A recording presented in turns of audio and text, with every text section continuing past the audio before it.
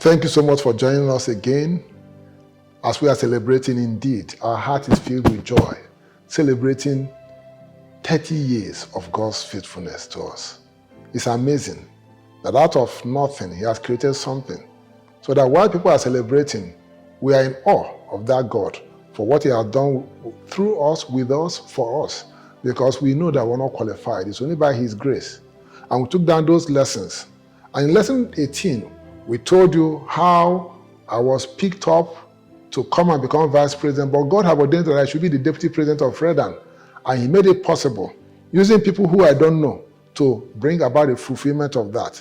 In lesson number 19, we'll share something that happened some few years after. I became the deputy national president of REDAN in February 2009. By November 2011, there was going to be an election in February 2012. And a lot of people, including the then minister, they were all hoping. They came to Enugu on December 1, 2011 to open up and commission Goshen and Jubilee Estate, Enugu.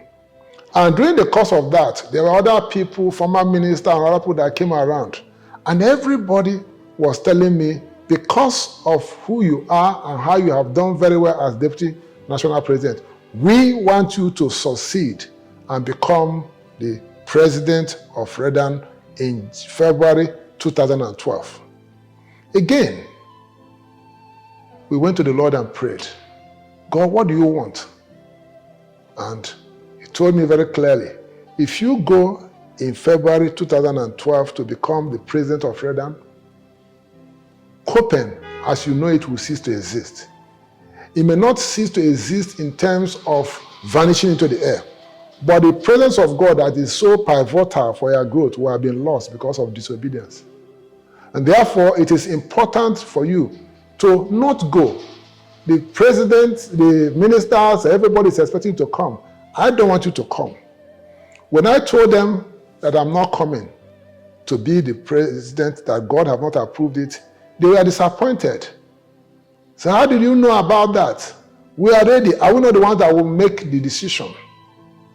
But God said, I want you to spend that 36 months, that 3 years, to teach your colleagues, to mentor them, so that two can work together because they are agreed. Let them understand some of the things I have taught you over the years as a civil servant. I have taught you over the years as a consultant, as the chairman of Enugu State Housing Development Corporation Board. And I spent that period. They were angry with me, of course, because they felt I disappointed them and that the voice of the people should be the voice of God.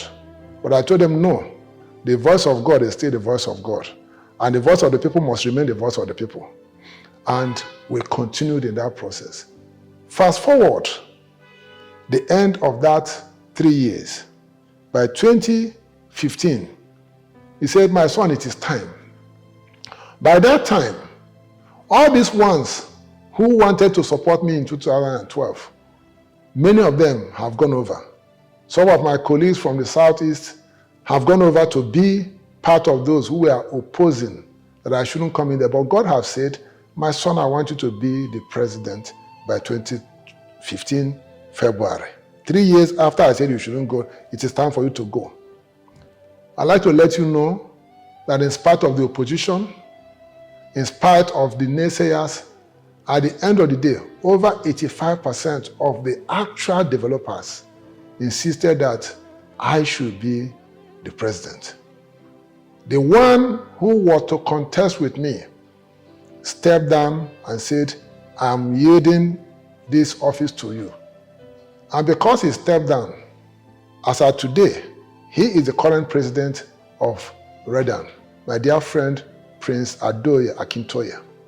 I'd like to say this, our times are not in our hands, they're in the hand of that God.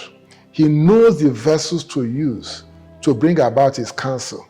When God says stop, it means stop. Delay is not denial before God.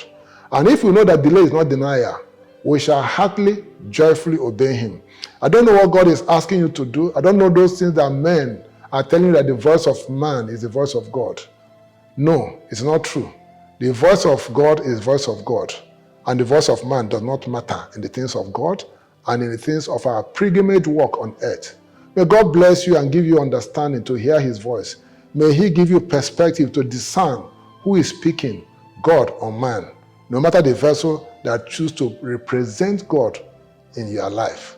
God still remains God, and we shall hear him clearly, obey him, and we shall have the joy of knowing that God never fails. Thank you for listening, and God bless you. Copen Group, building lives and structures.